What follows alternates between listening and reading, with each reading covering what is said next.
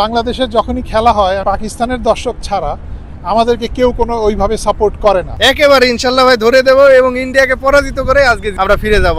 ভাই বাংলাদেশ আজকে আমরা শতভাগ আশাবাদী আজকের ম্যাচ আমরা জিতবো। আমাদের প্রতিটা প্লেয়ারের নিজস্ব কোয়ালিটি আছে, তারা যদি তাদের সঠিকটা এক্সিকিউশন করতে পারে আজকে আমরা জয় নিয়ে মাঠ ছাড়বো। ইনশাল্লাহ দেখা হবে এবং ভালো ম্যাচ হবে এবং আমরা জয় নিয়ে মাঠ ছাড়বো। একেবারে ইনশাল্লাহ ভাই ধরে দেবো এবং ইন্ডিয়াকে পরাজিত করে আজকে আমরা ফিরে যাব। ইনশাআল্লাহ আজ বাংলাদেশ ভালো খেলবে, মুস্তাফিজ ভালো খেলবে, মোটামুটি আলহামদুলিল্লাহ সবাই ভালো খেলবে।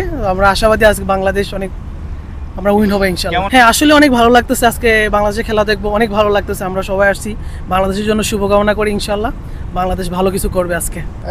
এখানে দুইটা জিনিস কাজ করে, একটা হলো যদি বলি ভালো অভিজ্ঞতা, যে ভালো টিমের সাথে খেলতে পারাটা এটা আসলেই বড় একটা ব্যাপার।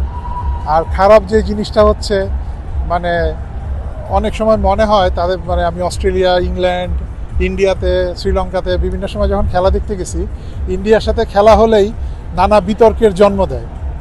তো এই দিকটা আসলে খুব আমার কাছে খারাপ লাগে। তারপরও বাংলাদেশ যেহেতু খেলছে, যে পৃথিবীর যে প্রান্তেই থাকি না কেন আসার জন্য মন স্টেডিয়ামের দিকে পড়ে থাকে। তো এবারও যে আমি এখানে আসছি, তো আমাকে প্রায় গতকাল 13 ঘন্টা জার্নি করতে হয়েছে এখানে আসতে হইলে।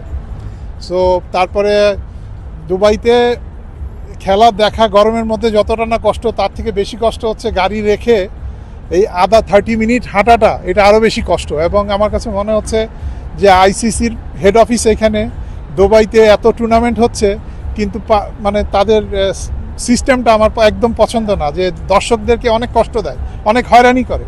অবশ্যই ভালো, আমি যেহেতু বাংলাদেশের একজন মানুষ এবং বাংলাদেশ দলকে সাপোর্ট করি পৃথিবীর বিভিন্ন জায়গায়, আমি তো চাই সবসময় বাংলাদেশ ভালো রেজাল্ট করবে, ভালো কিছু করবে, ভালো খেলবে অ্যাটলিস্ট। এবং দিন শেষে যেন আমরা তৃপ্তির ঢেকুর তুলতে পারি যে বাংলাদেশ অনেক ভালো একটা গেম উপহার দিয়েছে। অবশ্যই অবশ্যই।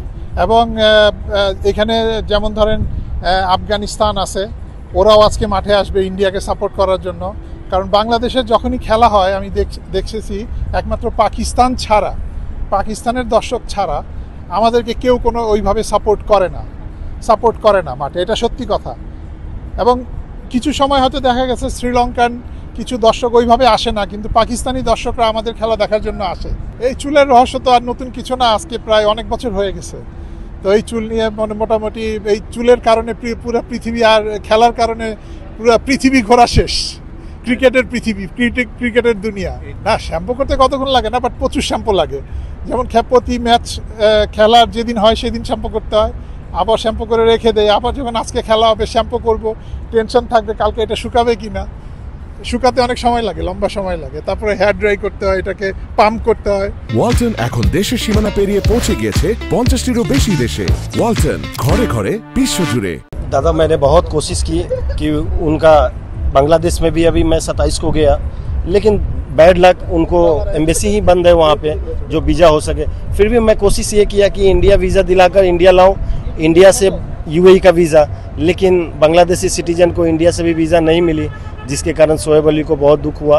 अभी बांग्लादेश इसी वजह से गए थे कि शोएब भी आए और अपनी टीम को वो चीयर करे, लेकिन बैड लक इस टाइम बहुत सिचुएशन ठीक नहीं है। नहीं, शोएब से तो रोज़ बात होती है, अभी भी बात हुई, दादा मेरे लिए एक वीडियो बना दो, मैं मिस कर रहा हूँ। तो बहुत मुझे दुख हुआ, क्योंकि मैं उनको लेने के लिए बांग्लादेश अभी गए 27 को, लेकिन एम्बेसी बंद होने की वजह से फिर भी मैंने एक और कोशिश की, इंडिया वीज़ा दिलाकर इंडिया लाकर इंडिया यूएई एम्बेसी में बांग्लादेश की वीज़ा हो, लेकिन उन्होंने मना किया कि बांग्लादेश सिटीजन को इंडिया से भी वीज़ा नहीं मिलेगी।